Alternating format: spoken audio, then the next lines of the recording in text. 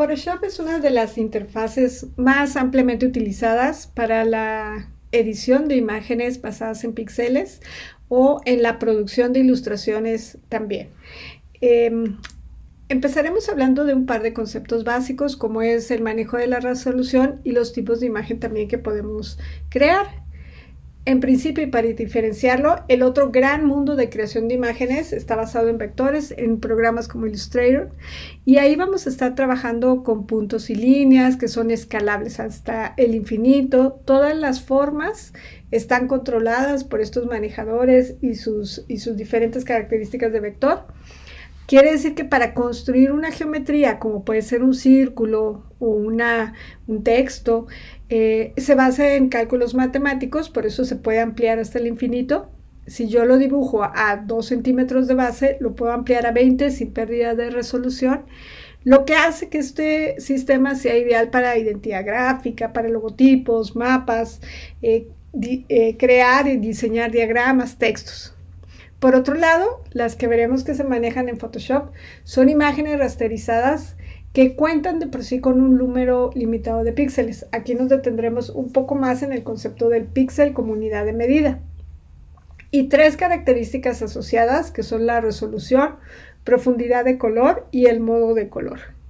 Vemos aquí esta imagen tomada de la realidad, digamos, es algún dispositivo que puede ser una cámara o una fotografía. Ha tomado ya esto y de la manera como ha sido capturada esta imagen, convertida del mundo real al mundo digital, lo traduce en cuadros. Cada uno de estos cuadros tiene una característica, una información específica que da esta trama de color. Dependiendo de la resolución, entonces es la ilusión de tono continuo que podemos ver, por ejemplo, en esta imagen. Para confirmar entonces la diferencia entre un mundo y otro, pues veremos que en el primero se crean las formas a partir de estos controladores que tienen estas operaciones matemáticas, y en el caso de los píxeles o las imágenes rasterizadas, estos cuadros de información que nos van a ayudar a determinar la resolución y las características de esa imagen. La resolución, entonces, es la medida de densidad de información y grado de detalle, no de calidad. Eso lo veremos que tiene que ver otros elementos de la imagen. Entonces, para explicarlo un poquito mejor, y ahora veremos algunos ejemplos, dependiendo de la cantidad de estos cuadros de información o píxel de información en un espacio, cuántos tengamos, por ejemplo, en 1 pulgada por 1 pulgada, define la resolución de la imagen. Esto nos va a permitir llevar las imágenes de un mundo real, tomarlas con nuestro celular, con nuestra cámara o a partir de un boceto que creamos, para convertirlas al mundo digital.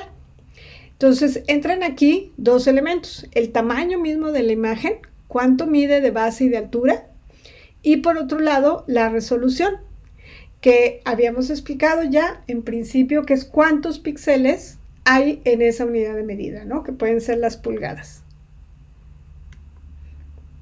Aquí vemos en esta fotografía un poco más visible cómo nos acercamos.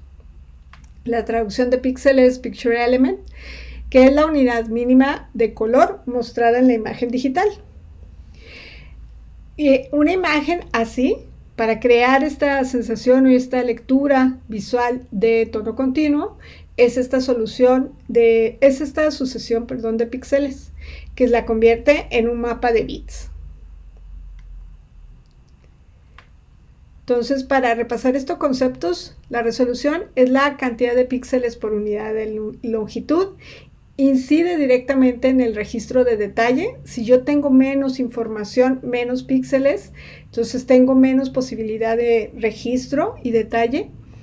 Determina la calidad de la imagen junto con otros factores, y también va a estar relacionada con el peso o tamaño del archivo. Entonces, por ejemplo, en estas 3 imágenes que son de diferente tamaño, o sea, miden lo diferente de base que de altura. Si tuviéramos una retícula, digamos, y cada uno de estos cuadros fuera una información de color, todos los casos podrían tener la misma resolución, la misma cantidad de píxeles por pulgada, digamos. Pero en esta, si vimos ahí la diferencia que cambió la trama del dibujo, muy seguramente las siguientes podrían ganar resolución o tener mayor resolución porque hay mayor densidad de color en cada cuadrito. Esto hay que decirlo, que no lo puedo yo aumentar la cantidad de información en Photoshop, sino que estamos hablando en este momento del origen de la imagen. Para hacerlo un poco más visible, por ejemplo, estas tres imágenes que tienen el mismo tamaño, es decir, miden los mismos centímetros de base que de altura, la cantidad de píxeles que determinan este color varía en cada caso. Entonces, por ejemplo, en el primero hay solamente 20 píxeles por pulgada, que va a dar una mucho menos información de detalle, registro de detalle, que cuando avanzamos a 100 o 300 píxeles por pulgada. Aquí una cuadrícula que puede ejemplificar lo que estamos diciendo. Entonces, en el primer caso, habría una mucho menos densidad que en el último caso. Hay que aclarar que aquí, que realmente el píxel es un cuadro de un solo color. Quizás aquí vemos diferentes, pero la idea es que es un solo cuadro y lo vamos a ejemplificar mejor aquí. Como vemos en este pequeño elemento tomado del edificio, realmente cada cuadro de píxel de información es un solo color, una sola tipo de información. En este caso color, pero también podemos tener fotografías blanco y negro, que va a ser una escala de gris. Vamos a explicar tres conceptos que se diferencian entre sí. Por un lado tenemos los puntos por pulgada, después tenemos los píxeles por pulgada y por último las líneas por pulgada. En el primer caso de los puntos por pulgada es el término que utilizamos para salidas de impresión digital. Esto es tal cual los puntos a los que imprime, por ejemplo, alguna impresora de casa, ¿no? En los píxeles por pulgada es el entorno que vamos a trabajar en Photoshop. Hemos explicado ya que es esta unidad de medida básica de una fotografía rasterizada. Y en el último caso, las líneas por pulgada es la manera de traducir en sistemas de impresión como offset la cantidad de puntos a tramas para su impresión. Es posible que en los diferentes entornos se utilicen indistinto uno y otro término. Sin embargo, es importante identificarlos y saber, bueno, a qué se refiere cada uno de ellos y cómo los podemos utilizar. A manera general, para llevar esto a la práctica y a los diferentes medios de impresión que también se ven cuando se estudia específicamente sistemas de impresión. En offset, por ejemplo, estamos hablando normalmente de resoluciones de 300 o 266 en el caso de un papel bond. Entonces 300 es el tipo el tamaño, perdón, la densidad de píxeles por pulgada que trabajaremos en nuestro archivo. En periódico, por el tipo de papel que es más absorbente, entonces es posible que esa cantidad de tinta no pueda recibirla muy bien el papel, la resolución baja, y lo mismo que la lineatura. En serigrafía se manejan diferentes formatos dependiendo de la malla, pero este es uno, digamos, estándar. Lo mismo que en impresión digital.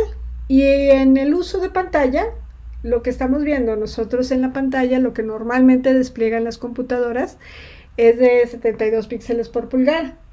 Lo interesante aquí es, bueno, hay pantallas que pueden desplegar todavía más, pero digamos que eso es como lo normal que estamos utilizando. Inclusive hay algunas que despliegan mucho más, que ya son para aplicaciones específicas. Vamos a explicar el concepto de megapíxel, que normalmente podemos utilizar tanto o ver en nuestros teléfonos o en nuestras cámaras fotográficas. El megapíxel se traduce como la cantidad de píxeles traducidos a megas. Esto quiere decir que es el peso que tiene en función de la cantidad de píxeles que puede recoger uno de estos dispositivos. Aquí tenemos este recuadro, hay otros con muchas más especificaciones que nos permiten ver que, por ejemplo, una Si tenemos una cámara, un dispositivo que recoge imágenes de 6 megapíxeles, estamos hablando de que tiene 3000 por 2000 píxeles de base por altura.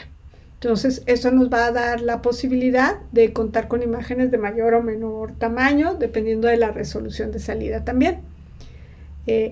A partir de estos registros iniciales es que vamos a llevar nuestros archivos a Photoshop y empezar a hacer nuestro trabajo de edición con base en la información original que tenemos.